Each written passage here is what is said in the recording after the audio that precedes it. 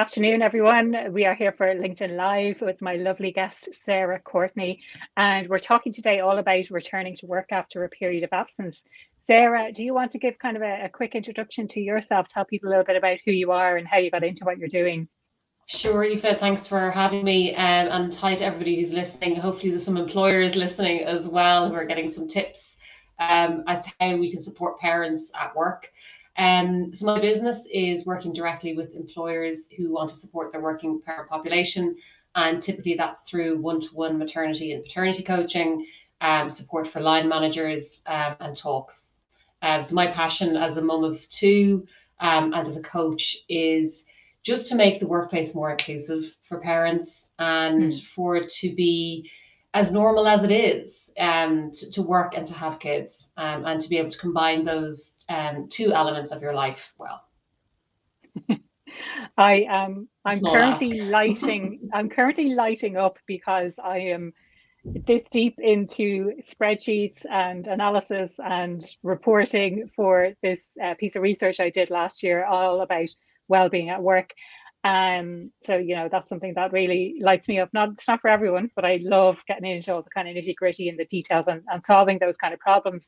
But one of the things that is a little bit of a theme, like it's not a massive thing, but is this idea of flexible working and holding meetings at a time when people are dropping off or picking up kids, which is a bit of a bugbear for people who are doing that. So that's just something that is sort to come up. Anyway, for anyone who is watching live today, really this is an opportunity to ask any questions that you have from the full episode of the podcast, which came out on Friday of last week. It's episode 102 of the Happier at Work podcast. And the link to the full episode should be below in the comments. So if you don't see it, give me a shout and I can share that link with you.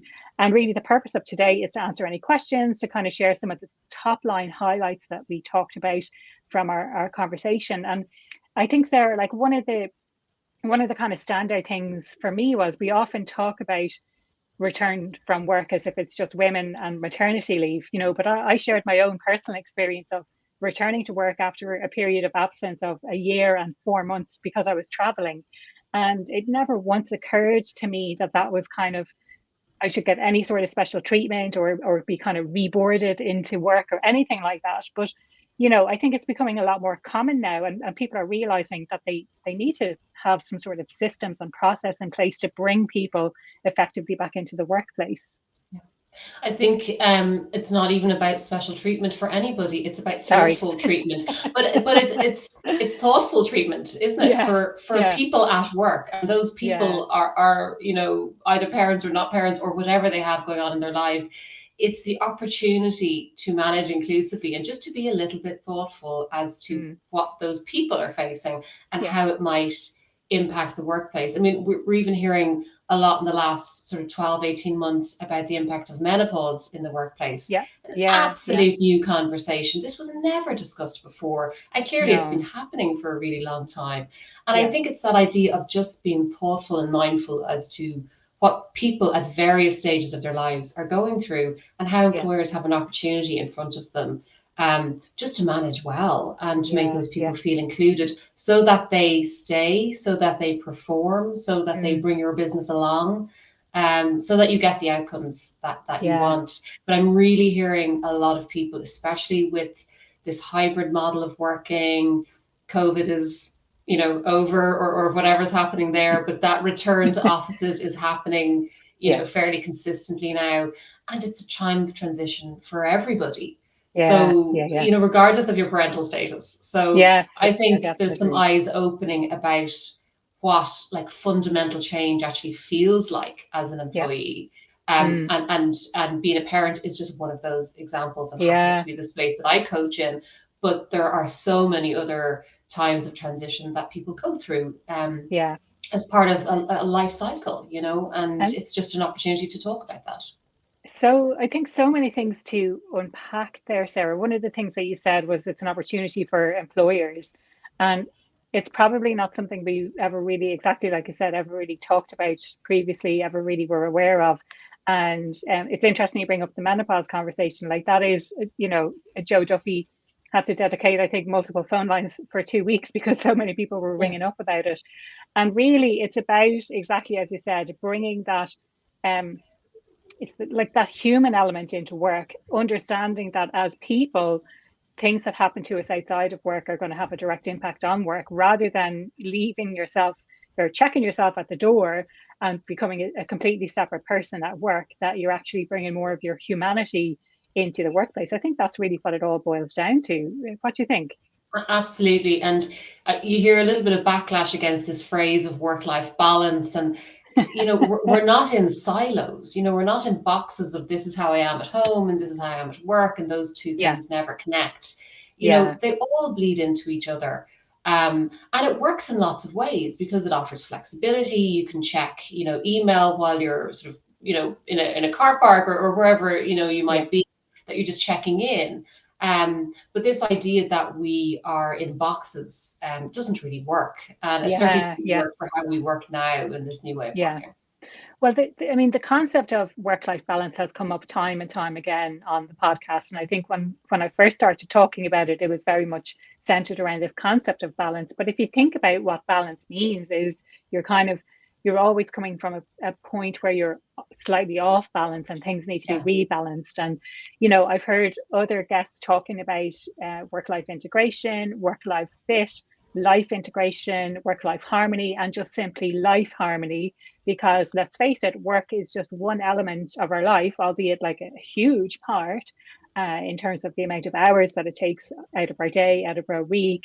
But I think it's, like we're seeing more and more of that, and maybe the shift away from the terminology of balance, although it's commonly known as work-life balance. So I kind of still talk about this idea of work-life balance, and I think that's what people refer to it as quite a lot. But I think even just the change in language and a better understanding of what does that actually mean. And, we could probably go off on a complete tangent and talk about boundaries and all of that sort of stuff and saying no. But we bring it back to the conversation at hand. And I think one of the interesting things that you said was like, don't label it. Like, you don't have to necessarily put a label on it. Kind of going back to what you said earlier in the conversation. Do you want to expand on that slightly?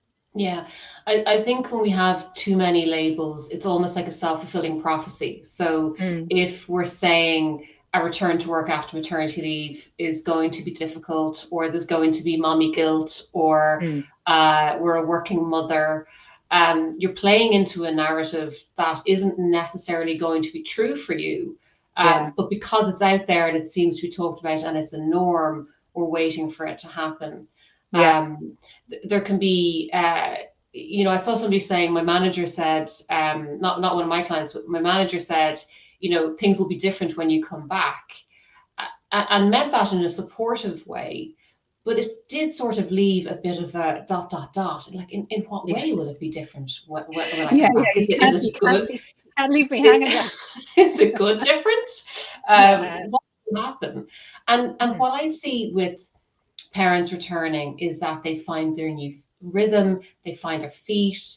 It comes good when they are focused and kind to themselves and aware that they're probably going to be tired, and they might need a little bit of time to ramp up, but they also love what they do. And like I always say to them, like, you had a baby, you didn't give birth to your brain, it didn't exit the building. All of that experience and education, all those teams you've led, all those budgets you've managed, all those strategic decisions you've been part of, they're all still there. You've just got to time away. And for me, any absence from a workplace is only a good thing from a work perspective, because it does give you a fresh set of eyes. Gives a perspective. Yeah, absolutely. Different perspective can form. And I know you experienced that when you were traveling. And that's what I mean. A breakaway is very powerful to then be able to come back. And so for parents just to feel you're not on the back foot here, there's nothing to prove or to catch up with. It's just the next chapter. And let's focus on how you want to feel in this next chapter. And are all of your behaviors aligned to that? And how are you going to measure it? And how are you going to then stop feeling like I'm returning to work after maternity leave and I'm just back at work, kind of moving on. And we had an interesting conversation, I think, about this idea of mommy guilt. We touched on it briefly in the conversation that people can listen to in the full episode of the podcast. But even after we stopped recording, we kind of went on, and there was a few points that came up, which I thought was really interesting, and like really around the narrative of mommy guilt, and you know, that expectation that you should feel really guilty when you're going back to work because you're leaving your precious children at home, and you know, this is how you should feel, and if you don't feel that way, then maybe there's something wrong. I loved the conversation as well around the professional versus the personal identity, especially in the context of Germany, you were saying, where they can take 2 years of maternity leave, and there's a real struggle, a real battle internally there. Like, well, what if I want to return to work before the 2 years is over? You know, and there's this kind of other aspect to it as well. Yeah. Guilt is an expectation not met. And it could be your expectation of yourself, or it could be an outward expectation that you're sort of reading about or hearing and deciding, well, that must be what's expected. And so if you're in an environment where it's expected that a mother should complete the sentence and you're not doing that, then that's where guilt, frustration, overwhelm, resentment, all that stuff that we don't want and we don't have time or energy for, that's where that stuff lives. So when you feel guilty, the question to ask is, what am I expecting of myself in this moment? And how far away from that am I in terms of my behavior? And if I could change it, would I? Because lots of times I hear clients saying, I can't stay past 5 o'clock. And I ask them, if you could, would you? And they say, well no. That's a terrible question. Well, don't apologize for it then if you're not going to change. Why are you feeling guilty? So let's make sure your behavior is in line with your expectation of yourself. So if I expect myself to do a crash pickup at 5 and I do it, then there's no space for guilt. Absolutely. So always flip the question. It's funny, Sarah, because throughout our entire conversation on the podcast, there were so many parallels with imposter syndrome. And even as you're talking about this now, oftentimes imposter syndrome is the kind of gap between where we think we should be and where we perceive ourselves to be. And so we feel like we're this total fraud because we're kind of playing a bigger game than how we perceive ourselves. So it's so interesting. There's even more parallels coming out from the more conversations that we have. But because people are people, so there's parallels in all our thoughts and behaviors. It's not in a box. It's just people experiencing whatever they're experiencing. Yeah, definitely. Another thing that I wanted to touch on briefly was this idea of the gender pay gap. Huge topic, and I think this is a really important area for companies to get right in order to start making way towards narrowing that gap for women, especially, you know, in those kind of male dominated industries. And this, for me, I see this as an opportunity, like, to manage that process of returning to work more effectively so that women stay in those positions for longer, that they feel like they belong in work when they do return to work, and they feel like they're contributing, and they have the opportunities and they have the role models that they can see, that they can get to those more senior positions. And wouldn't it be lovely if there was never a thought in their minds that wouldn't be the case? Wouldn't it be lovely if people could have these life events and just assume that their career could continue and that it wouldn't be an obstacle? And I think we can get there. That's a really good point, that we're not even thinking, like, it doesn't even enter our heads that it shouldn't even be a thought. And what I would encourage employers to do, so again, in terms of questions that I would ask clients, I would love to be asking this of the employers. So I would ask a client, what are you willing to change in yourself to get the outcome that you want?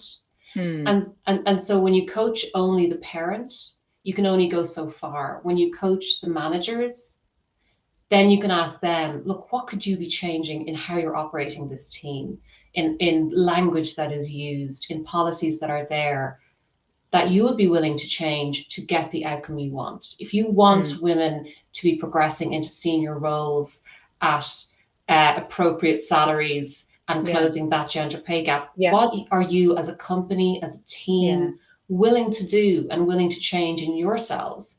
And we said last time, when you know better, do better. And it's a learning system for everybody. There's a lot of companies are really trying their very best, but there's room for improvement everywhere. So it could be really small changes, often cultural, that just make people feel more welcome and not question the fact that their career would not continue, or that they wouldn't go for the promotion, or why not? Why would I not be a partner here? It's nothing to do with my parental status. And let's also assume, Sarah, that they do want that, because there are so many different reasons that they should want that diversity in those more senior positions at work as well. We're coming up to, we're just over 15 minutes, but maybe we wrap things up on the positive. I know you had, and this was kind of the surprising thing, and I think that not a lot of people talk about, is the positive stories around the return to work. And, do you want to share just a couple of highlights of that before we wrap things up? I love talking about the fact that it is not all doom and gloom. It's not all focused on batch cooking and getting the right childcare, even though that stuff is important and useful. There is a focus on having great professional returns, where you go back to the job that you love or enjoy or want to progress in, and that side of you is fueled. And I speak daily to women who, it's not to sugarcoat it, it's not that it's not difficult sometimes, but that despite it being difficult, they are thriving.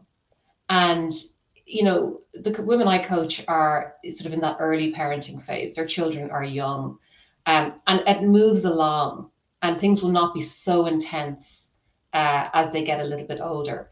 And I think what has happened in the past is women have left the workplace because it felt unmanageable. And now what we're finding is more of them, because employers are being more inclusive, are choosing to stay. And that's giving us better outcomes. But I hear of so many happy, excited returns. My kid is settled in creche. There's no problem. Like, it's all good. It's happy. And they're ready for the next chapter. And it's a privilege. It's a privilege to partner with them and to support them through it. Brilliant. Love that. And we'll leave it there, I think, for today. Thanks everyone who tuned in live. If you're watching the replay, do feel free to ask questions in the comments, but myself and Sarah will be able to see what those questions are. Happy to answer any additional questions that people have.